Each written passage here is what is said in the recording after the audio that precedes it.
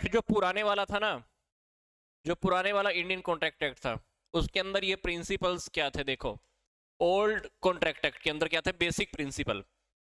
Basic principle दिए हुए थे section 175। Sales of goods act था हमारे पास सेक्शन 76 से 123। फिर क्षतिपूर्ति और ये जो गारंटी वाला टॉपिक था, ये सेक्शन थे ये वाले। पेमेंट का जो होता है उसका सेक्शन 148 टू 181। एजेंसी के जो सेक्शन थे वो 182 टू 238। फिर पार्टनरशिप एक्ट जो सेक्शन थे वो 239 टू 266। मतलब सारा का सारा इंडियन कॉन्ट्रैक्ट एक्ट में इन्होंने घुसेड़ा हुआ था, पूरा का पूरा सारा का सारा सेक्शन कंटिन्यू चलते थे। 1 to 75, 76 to 123, 124 to 147, 148 to 181, 182 to 238, 239 to 266। पर जैसे जैसे टाइम बदलता गया, आगे आगे इन्होंने अपने एक्ट्स को चेंज करते रहे। ठीक है, फिर इन्होंने क्या बनाया, प्रेजेंट के अंदर जो है इन्होंने फिर रख दिए बेसिक प्रिंसिपल, तो इन्होंने डाल दिए 1 से लेकर 75 के अंदर। फिर जो गारंटी वाले के अंदर सेक्शन इन्होंने डाल दिए ये वाले, बेलमेंट डाल दिया अलग, एजेंसी वाला अलग। तो ये सेक्शन इन्होंने अलग अलग कर दिए। कंज्यूमर प्रोटेक्शन एक्ट अलग से बन गया, पार्टनरशिप एक्ट अलग से बन गया, सेल्स ऑफ गुड्स एक्ट अलग से बन गया।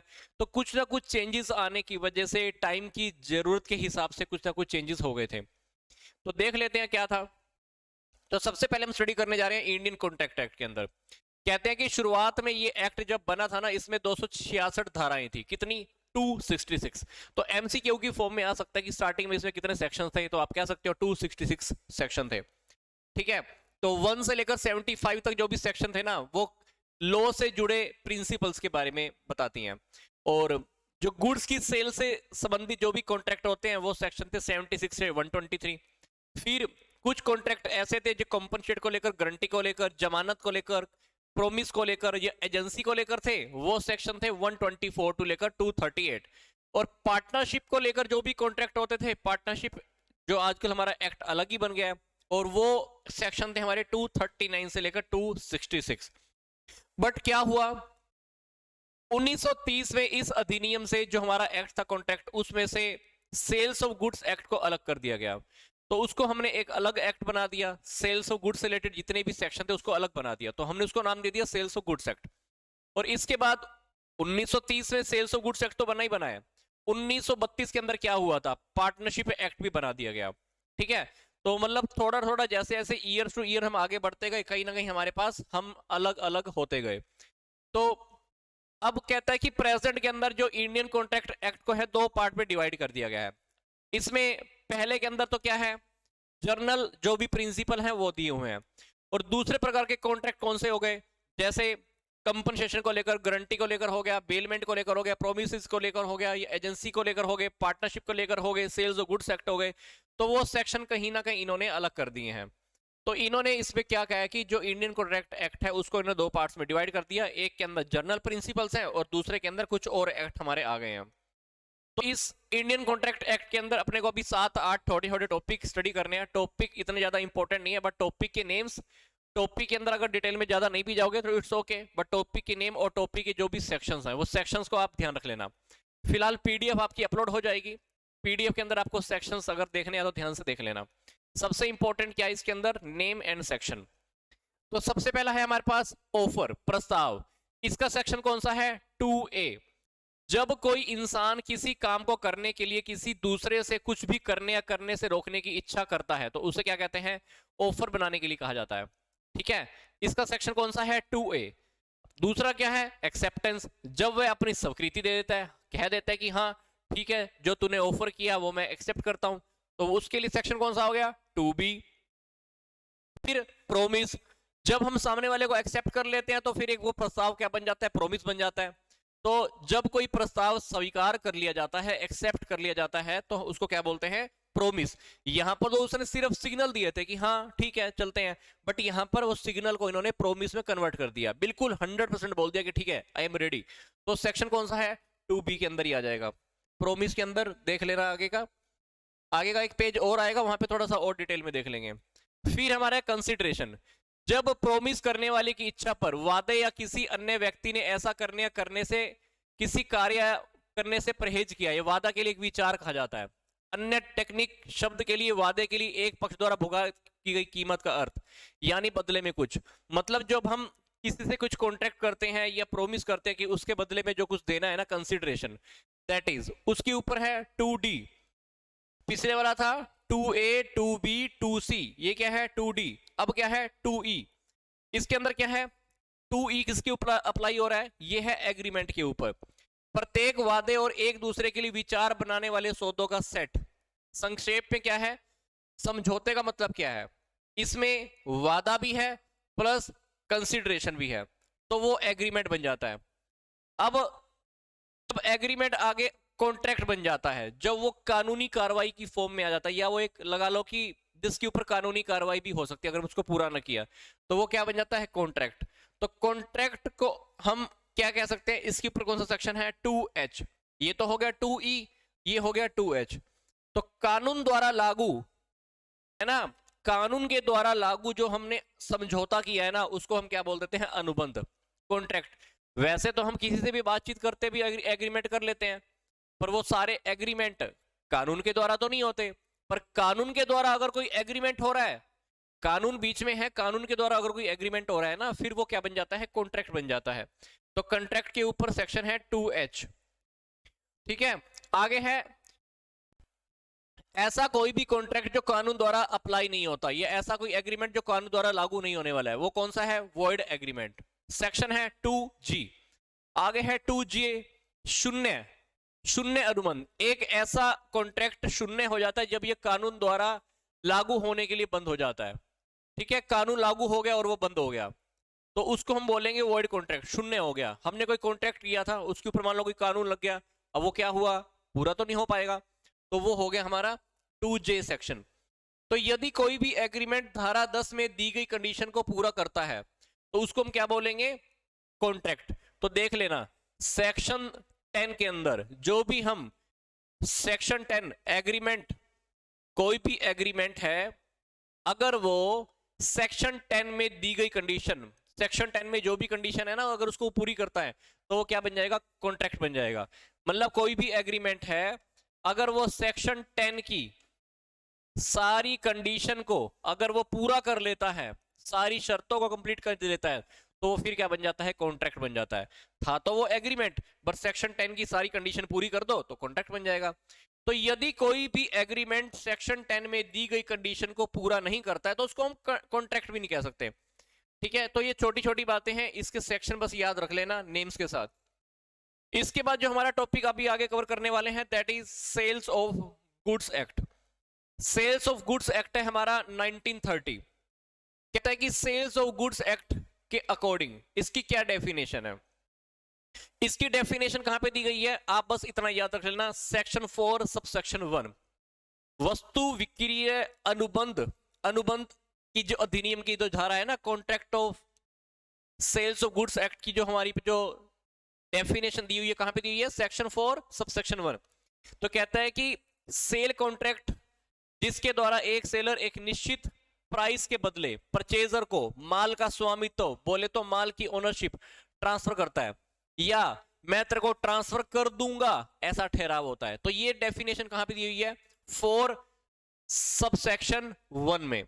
तो यहां पर ये याद रख लेना, आपसे रिवर्स करके भी पूछ सकता है कि ये सेक्शन किससे रिलेटेड है, तो बोल देना इस डेफिनेशन से रिलेटेड है।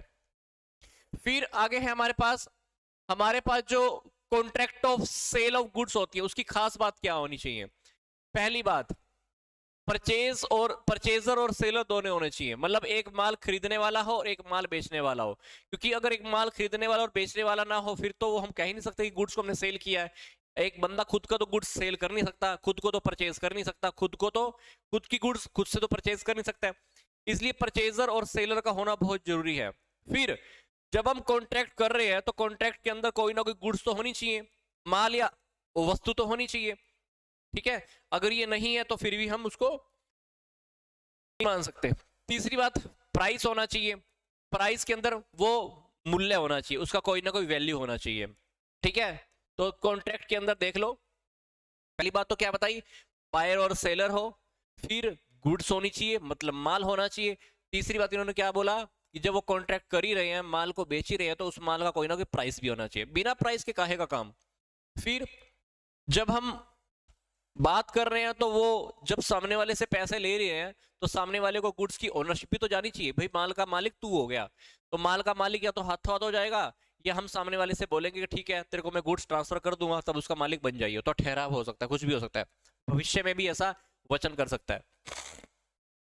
फिर उसमें जो वैलिड कंसेंट होते हैं ना, जो वैध लक्षण होते हैं, तो वैध लक्षण होने बहुत जरूरी हैं।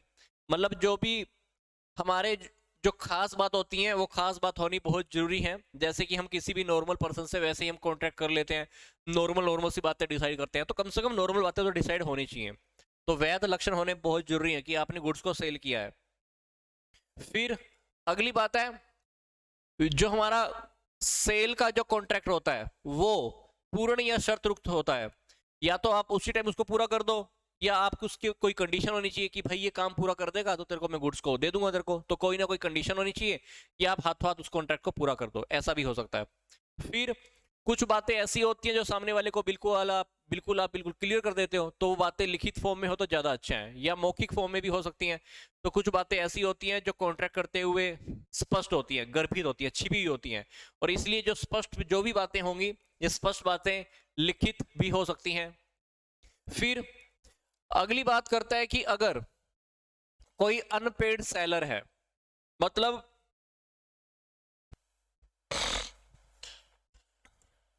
ए ने बी को गुड्स सेल की, बी ने इसको पैसे ही नहीं दिए, तो ये क्या हो गया? अब ये हो गया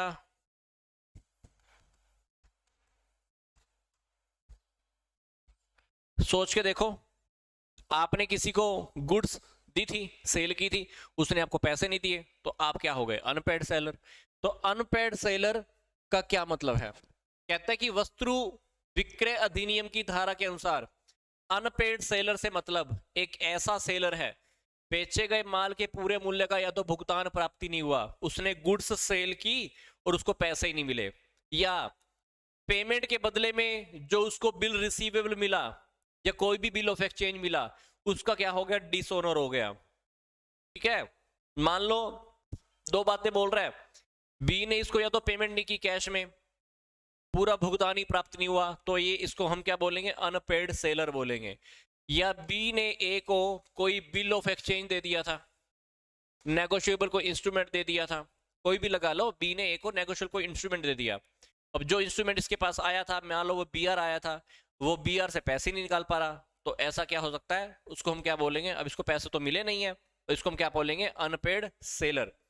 ठीक है, तो यदि विक्रेता को मूल्य का केवल कुछ हिस्सा ही प्राप्त हुआ हो तब भी हम उसको अदत्त या अनपेड सेलर ही बोलेंगे। यहाँ पे क्या कह रहा है, ध्यान से देख लेना। बी ने ए को या तो पूरे पैसे नहीं चुकाए, या आधे पैसे चुकाए, या कोई बीआर दिया, कोई डॉक्यूमेंट दिया, नेगोशिएबल इंस्ट्रूमेंट दिया, और उसकी पेमेंट उसको फिर भी नहीं मिल पाई, तो तीनों केसेस के अंदर वो क्या हो गया? अनपेड सेलर हो गया, अनपेड सेलर। ठीक है, आगे देखो। अब कहता है कि अगर किसी पर्सन को पेमेंट नहीं मिलती है, अनपेड सेलर है, तो अनपेड सेलर को कौन से अधिकार होते हैं? सिंपल सी बात है, अनपेड सेलर है, अनपेड सेलर को कौन से अधिकार होंगे? सोच कर देखो, सिंपल सी बात। वह अनपेड सेलर के माल संबंधी अधिकारों को, राइट्स को हम दो भागों में बांट सकते हैं। पहली बात, वह माल के स्वामित्व का हस्तांतरण क्रेता को हो चुका हो, या माल के स्वामित्व का ट्रांसफर, ओनरशिप परचेजर को नहीं हुआ। अब सोच कर देखो, ए ने बी को गुड्स भेजी थी, ठीक है, पहला केस क्या है? गुड्स वहां पर पहुंच चुकी हैं, बी तक पहुंच गई। दूसरी बात, बी तक गुड्स अभी तक नहीं पहुंची, तो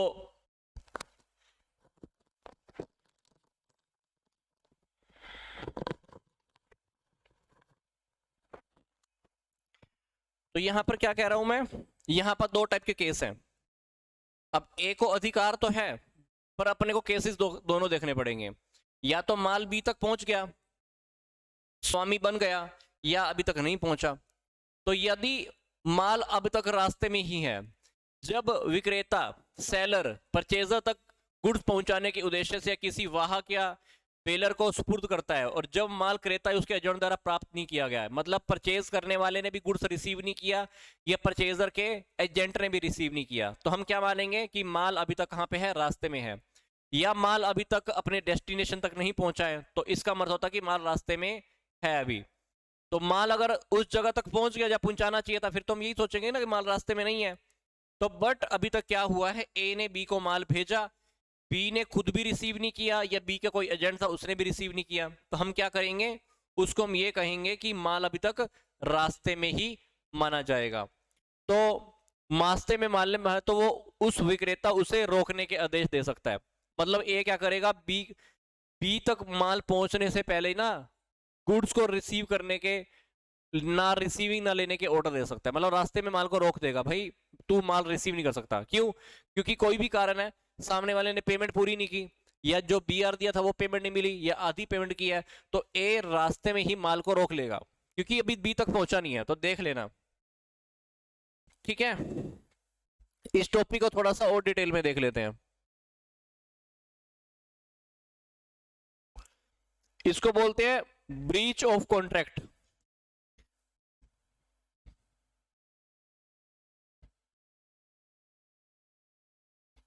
यह टॉपिक है ब्रीच।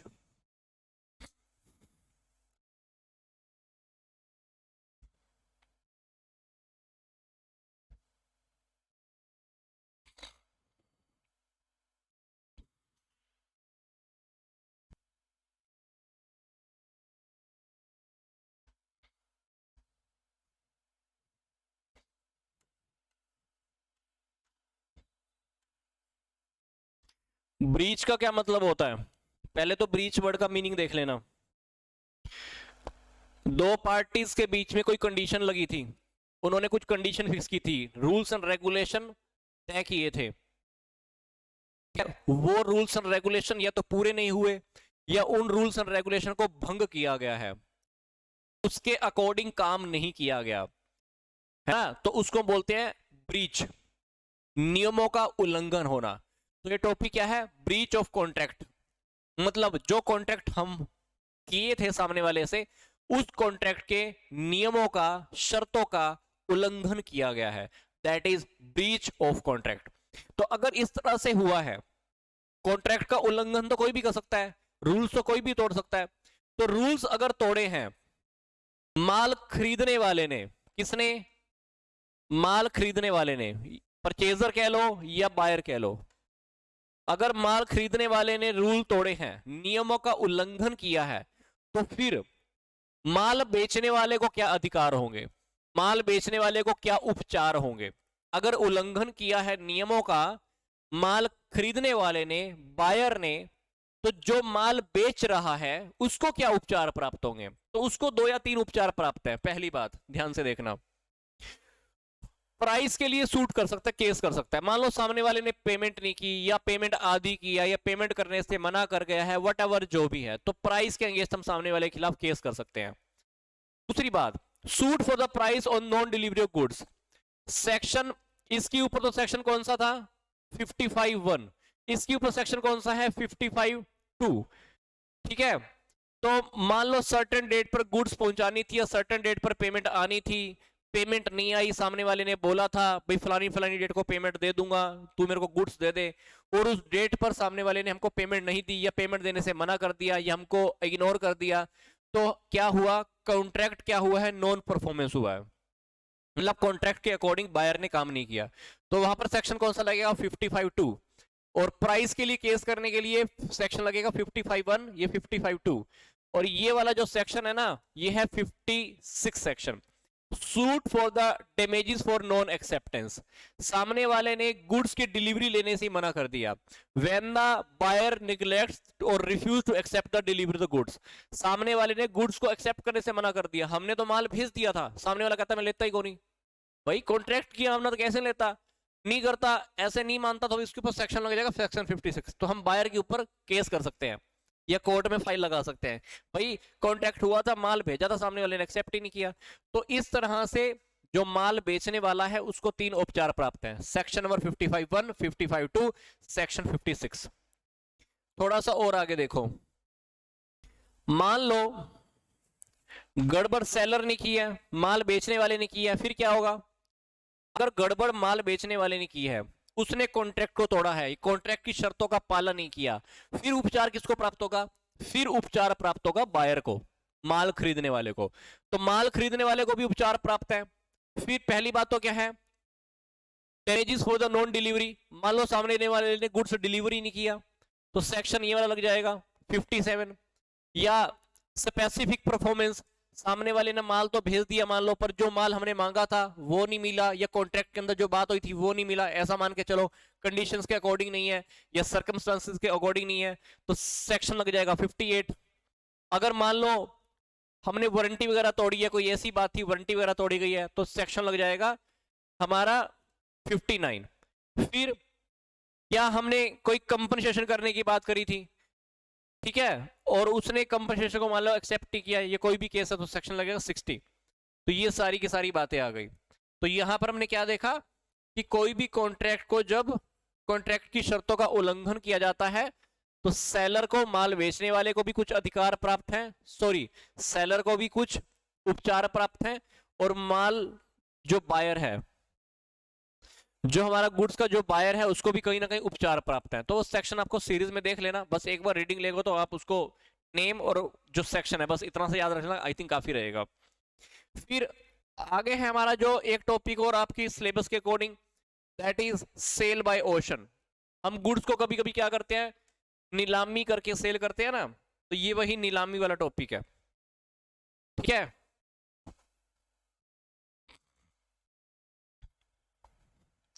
गुड्स को हमें कैसे सेल करना है? ओशन से, बोले तो नीलामी।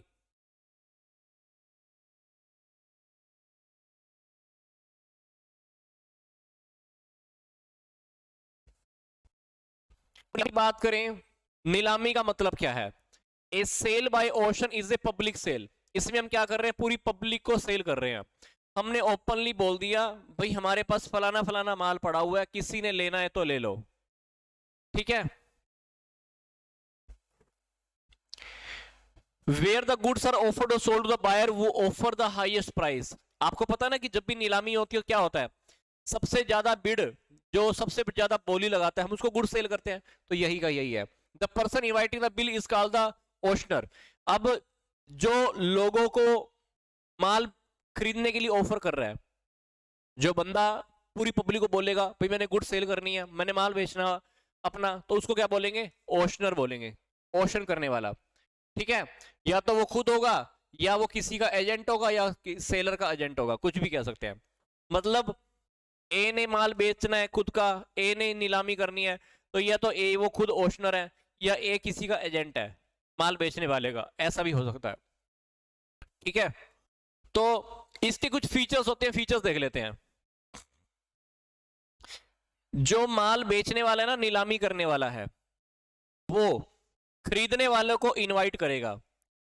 जो भी उसको लगेगा ना कि जिन भी लोगों की इच्छा है, उनको पहले वो इनवाइट करेगा। फिर जो बिड होने वाली है, invitation to bid is in a public gathering. जो भी हम बोली लगाएंगे पब्लिक के बीच में लगवाने वाले हैं। जो भी गुड्स की ऑप्शन होनी है, उसकी जो डिटेल है पहले से हम लोगों को बता देते हैं। चौथी बात, the offer made by the prospective buyer are by binding. जो भी माल को खरीदेगा वो सिर्फ कैसे खरीदेगा? बोली लगाकर। माल उसी को दिया जाता है जो सबसे ज्यादा बोली लगाता है। ये बात तो आपने कहीं ना कहीं टीवी में किसी सीरियल में भी देखा होगा, भाई कोर्ट ने फलाने का मकान, फलाने की प्रॉपर्टी को क्या कर दिया? नीलाम कर दिया। बहुत सारे लोग इकट्ठे होते हैं, बोली लगाई जाती है। तो वैसा ही यहां पर है, ठीक है। तो ये है गुड्स को सेल करना, माल को सेल करना कैसे है? बोली से। अब आगे जो टॉपिक अब हमारा स्टार्ट होने जा रहा है, ये है इंडियन पार्टनरशिप एक्ट 1932, ठीक है।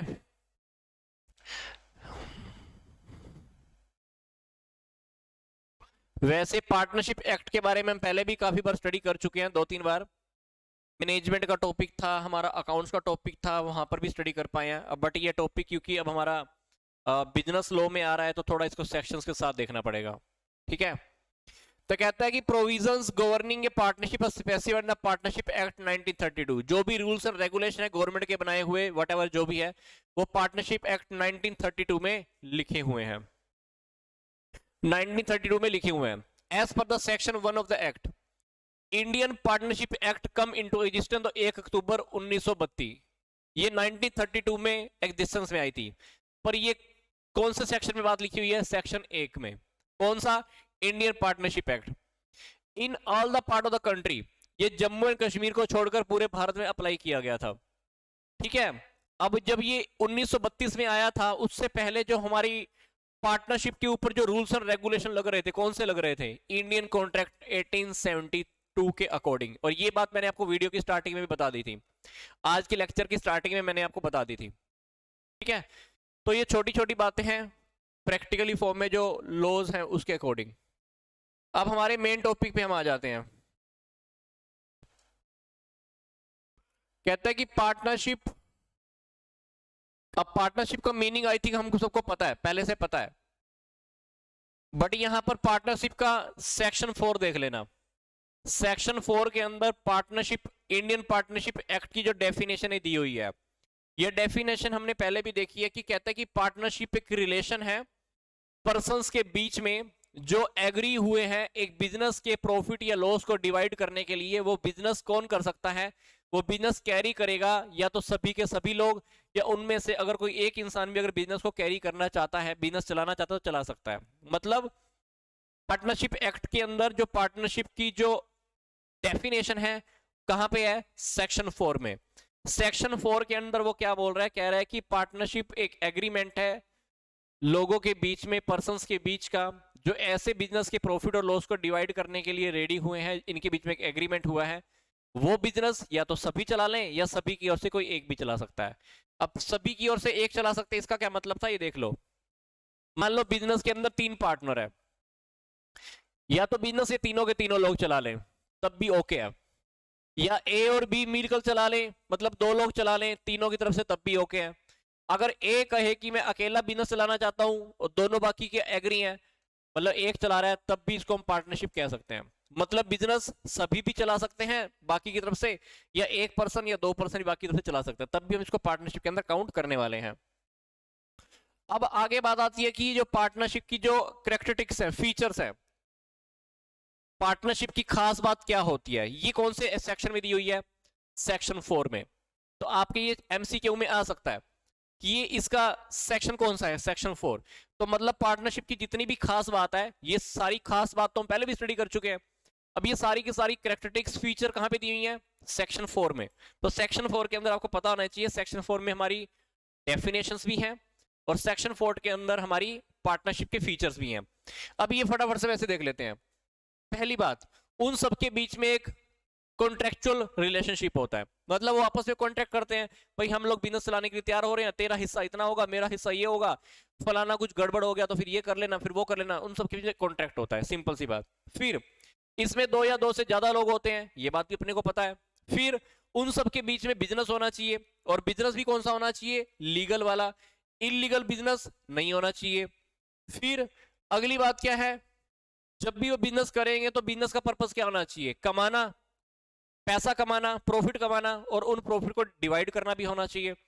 प्रॉफिट के डिवाइड करने के बारे में मैंने आपको एक बात और बताई थी। मान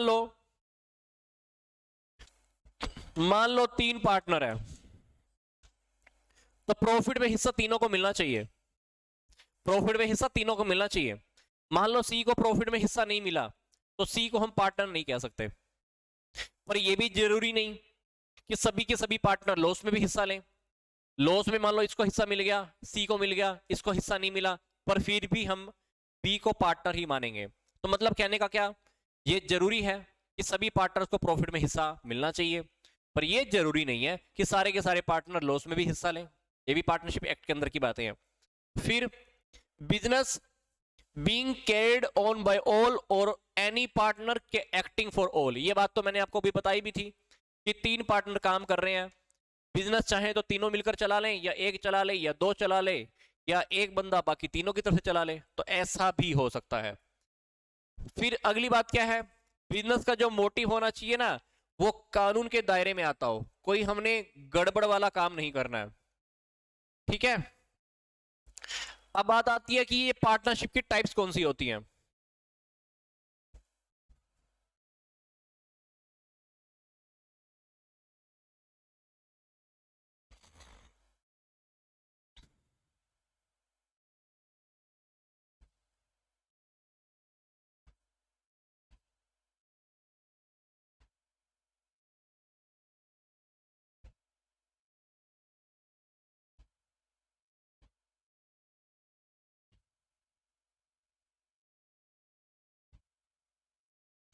अब बात आती है कि पार्टनरशिप की टाइप कौन सी होती है, काइंड्स ऑफ पार्टनरशिप।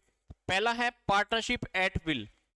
अब पार्टनरशिप एक्ट एट विल, ठीक है, तो इसके अंदर कहीं ना कहीं सेक्शन 7 इन्होंने इनपुट किया हुआ है। तो कहता है कि if the duration of the partnership has been notified in the contract act, contract मतलब उन सबके बीच में कॉन्ट्रैक्ट हुआ है, पार्टनरशिप कितने टाइम की होने वाली है ये हमको पता नहीं है। ठीक है, तो इसको हम बोलेंगे एट विल। मतलब वो क्या करते हैं एट विल पार्टनरशिप के अंदर, मान लो उन सबकी जब इच्छा होगी ना कि भाई फर्म को बंद करना है, तो फर्म को बंद कर देते हैं, मर्जी के ऊपर होता है, एट विल। फिर partnership for a particular venture, हमने एक स्पेशल काम के लिए पार्टनरशिप बनाई थी, इसका सेक्शन क्या है, सेक्शन 8। ठीक है, पार्टिकुलर बिजनेस के लिए किया था, मान लो हमने एक बिल्डिंग बनानी थी, बिल्डिंग बनाने के लिए हमने पार्टनरशिप की, बिल्डिंग बन गई, पार्टनरशिप खत्म। हमने एक डैम बनाना था, फ्लाईओवर बनाना था, फ्लाईओवर बन गया, पार्टनरशिप खत्म। तो इसको बोलते हैं partnership for a particular venture. फिर है particular partnership for a fixed period के लिए, मान लो 10 साल के लिए हमने पार्टनरशिप की, 10 साल पूरे हो गए, पार्टनरशिप बंद कर दो। फिर ऑर्डिनरी पार्टनरशिप, जो साधारण सी हम पार्टनरशिप की बात करते हैं, जो इन तीनों की तीनों नहीं है। ए partnership made under the provision of the partnership act 1932, ऐसी पार्टनरशिप जो पार्टनरशिप एक्ट 1932 के अकॉर्डिंग हम बनाते हैं, उसको हम बोलते हैं साधारण वाली partnership. Such partnership are practices in India, इस प्रकार की पार्टनरशिप ही इंडिया में ज्यादा चल रही है। फिर लिमिटेड पार्टनरशिप, मतलब जिस ऐसी पार्टनरशिप जिसके ऊपर, जिसमें पार्टनर्स की जो लाइबिलिटीज होती है ना वो लिमिटेड होती है। मान लो फर्म बंद हो जाए, फर्म बंद होने के टाइम पर अगर फर्म लोगों की लाइबिलिटीज को पेमेंट नहीं कर पाती, तो वो लाइबिलिटीज को पे करने का अभी दायित्व, जो सिरदर्दी है ना, वो बाकी पार्टनर्स पार्टनर्स के ऊपर नहीं आने वाली। अदरवाइज तो क्या होता है, अदरवाइज ये होता है कि मान लो नॉर्मल सी पार्टनरशिप चल रही है, फर्म बंद हो जाए, फर्म ने लोगों को पैसे देने हैं, तो पार्टनर्स की घर की प्रॉपर्टी बिक जाती है। बट इसमें ऐसा नहीं होता।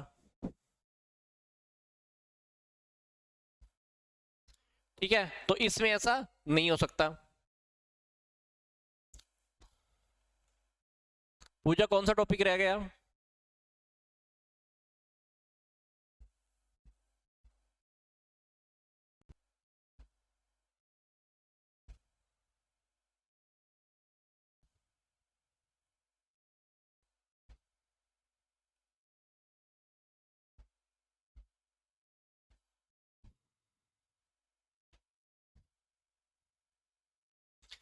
आगे टॉपिक है हमारा पार्टनर्स के राइट।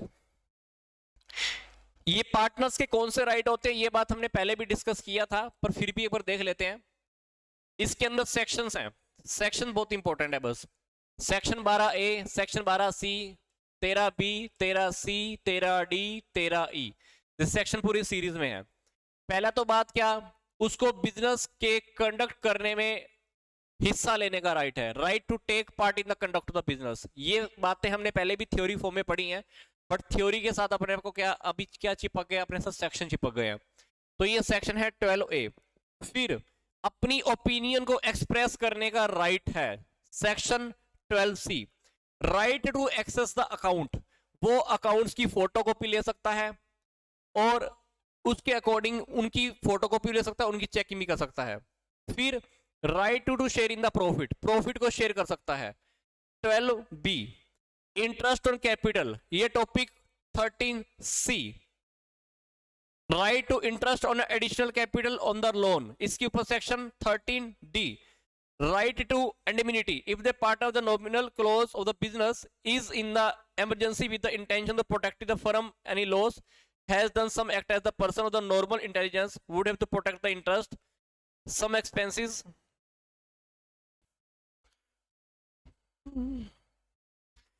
किसी पार्टनर ने मान लो फर्म की तरफ से कोई काम किया है, कोई खर्चा हो गया, तो उसको वो क्षतिपूर्ति लेने का भी अधिकार है। इसके ऊपर सेक्शन है 13E। ठीक है, तो ये वैसी बातें हमने पहले थ्योरी की फॉर्म में पिछली कुछ वीडियोस में बार बार स्टडी की हैं, बट क्योंकि ये टॉपिक हमारा भी चल रहा है बिजनेस लॉ का, तो उसके अकॉर्डिंग बस सेक्शंस को साथ साथ याद रख लेना, जो भी पार्टिकुलर सेक्शन साथ साथ दिए हुए हैं।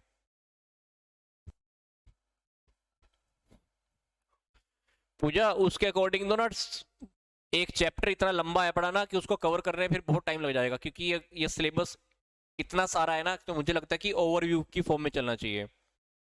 ठीक है, उसको थोड़ा थोड़ा स्टडी कर लेना, क्योंकि मैं भी ज़्यादा फोकस कर रहा हूँ कि ओवरव्यू लेके चलें सिलेबस का एक बारी, नहीं तो फिर मुझे 6 महीने लग जाएंगे सिलेबस कंप्लीट कराने में। बताओ फिर क्या करूँ।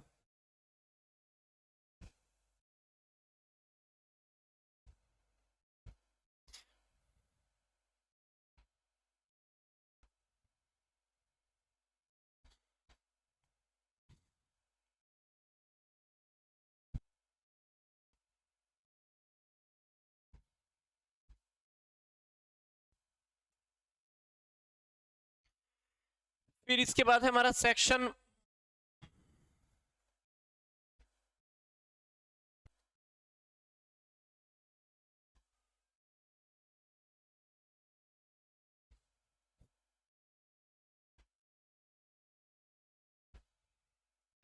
फिर इसके बाद हमारा अगला राइट जो है, right in the firms property, firm की प्रॉपर्टी पे भी उसका राइट होता है।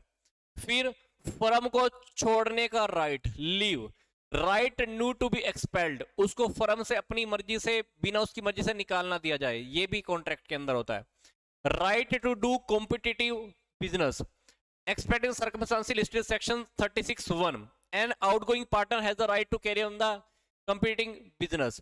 मतलब अगर कोई पार्टनर फर्म को छोड़ के चला जाता है, रिटायरमेंट हो जाता है, तो वो बिजनेस के अंगेंस्ट में एक अपना बिजनेस और खड़ा कर सकता है। तो section 36, section 37, right to share in the profit after retirement, मतलब if the outgoing partner's account and the firm has not been cleared, मतलब कोई पार्टनर अगर फर्म को छोड़कर जा रहा है, उसका अकाउंट हमने अब तक क्लियर नहीं किया है मनी की फॉर्म में, उसके हिस्से के फॉर्म में, तो उसका लीगल रिप्रेजेंटेटिव जो भी है वो प्रॉफिट में हिस्सा लेने का अधिकार रहेगा, या जो भी उसने पैसा दिया हुआ फर्म को लेना है वो लोन की फॉर्म में ट्रीटमेंट होता है, और उसके ऊपर 6% इंटरेस्ट भी मिलता है। तो इसके ऊपर सेक्शन कौन सा है, सेक्शन 37।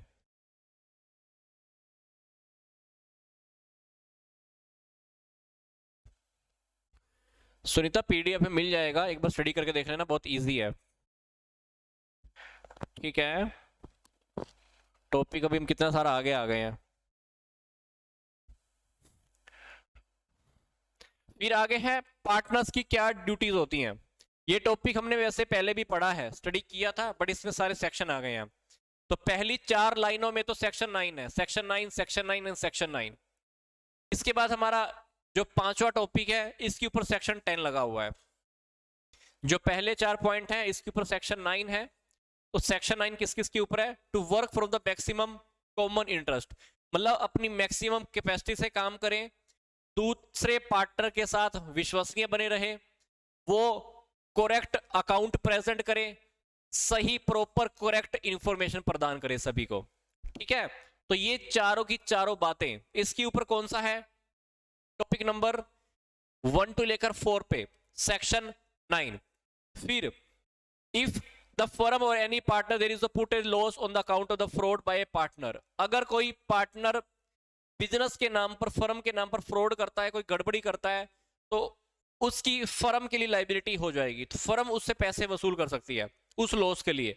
तो उसके ऊपर सेक्शन कौन सा है, सेक्शन 10। तो सेक्शन यहां पर कौन कौन से लगे, 9 और सेक्शन 10। सेक्शन 9 और 10 के अलावा, इसके अलावा हमारे पास कुछ और सेक्शन भी हैं। टू वर्क, हर पार्टनर से हम उम्मीद करते हैं कि वो पार्टनर डिलीजेंट होकर काम करे, सेक्शन 12। इसके बाद टू वर्क विदाउट रेम्यूनरेशन, जब तक कोई एग्रीमेंट ना हो जाए, a partner is duty bound to work without remuneration the business of the partnership firm, इसके ऊपर सेक्शन लगेगा section 13A। To share the loss, just as the partner have a right to share the profit of the business, उनके ऊपर ये obligation भी है कि वो लॉस को लेके चले, ठीक है। बट अगर उनके बीच में अगर एग्रीमेंट हो जाता है कि उसको लॉस को नहीं लेना है, तो वहां पर बात अलग है, बाय डिफॉल्ट उनको लॉस लेना पड़ता है।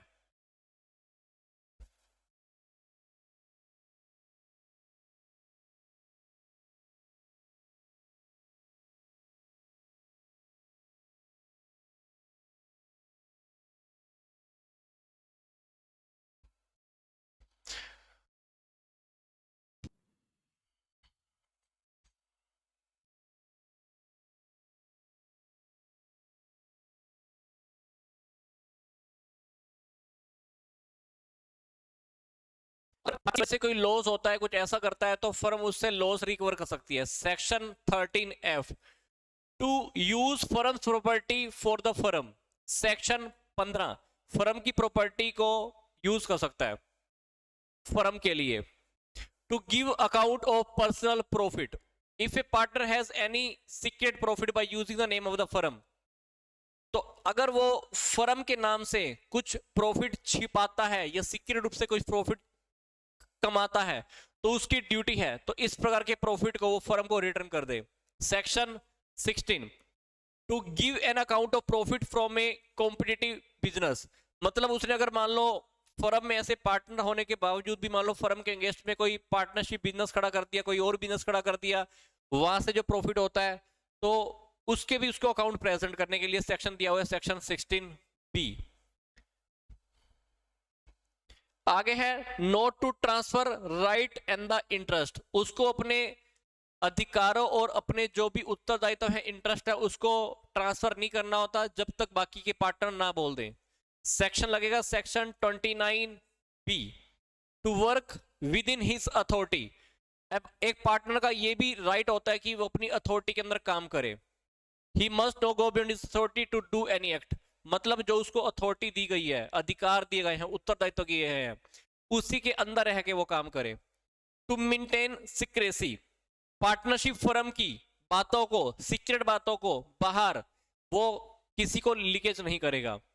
अपने खुद के पर्सनल बेनिफिट के लिए ऐसी कोई इंफॉर्मेशन बाहर किसी को नहीं देने वाला, तो उसको ये भी ध्यान रखना होता है।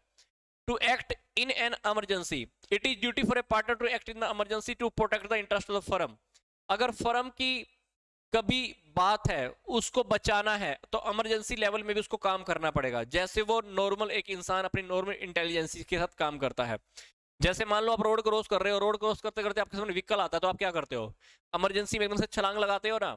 तो वैसे ही यहाँ पर बोल रहा है कि अगर किसी पार्टनर के सामने कोई इमरजेंसी आती है, फर्म के हितों को बचाना है, फर्म के इंटरेस्ट के लिए काम करना है, तो उसको वैसे ही काम करना पड़ेगा जैसे मान लो वो खुद के लिए नॉर्मल इंटेलिजेंस से काम करता है।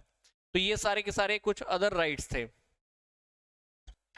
अब है एडवांटेजेस ऑफ रजिस्ट्रेशन।